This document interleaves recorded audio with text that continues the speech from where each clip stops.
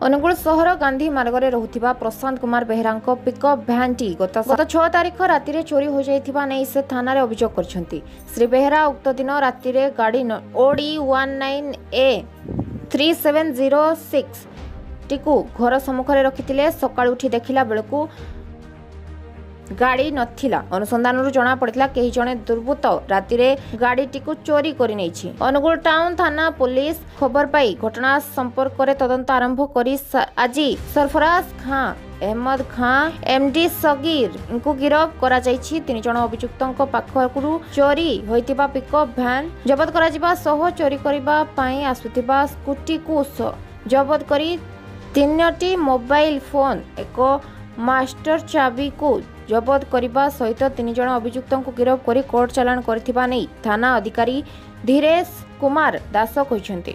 चोरी होइतिबा pickup van को उद्धार करी पिकअप भ्यान रो मालिक प्रशांत बेहरा को थाना पक्षरु हस्तांतर करा जायथिला।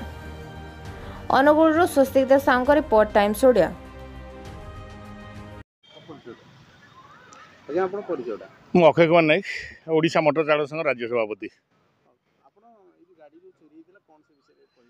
गाड़ी एक्चुअली से 10 वर्ष है जो जगह गाड़ी आम रोला से जगह 10 वर्ष है गाड़ी रोला एवं 6 तारिख दिन संध्या 11:30 बेले से गाड़ी से संध्या 7टा बेले गाड़ी ठिया करागला। ठिया घर को ड्राइवर गलापर 11:30 बेले गाड़ी से चोरी कर नहीं।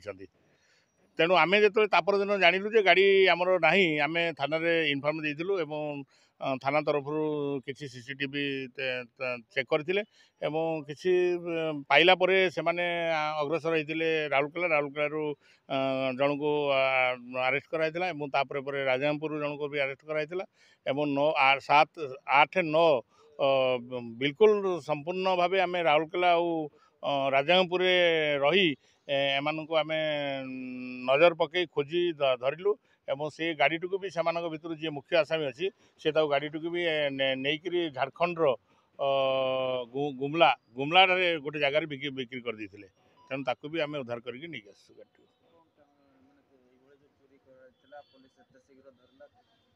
नहीं एठी पुलिस प्रशासन को मुझे धन्यवाद देवी जे सी आम एफआईआर देवार विदिन नो टाइम भितर से आमको साहाय्य सहयोग कर आम भी निजे भी साहाय्य करूँ। गाड़ी घोड़ा नहीं आम सहित जाइलु राउरकेला जाइलु और राजापुर जाइलु।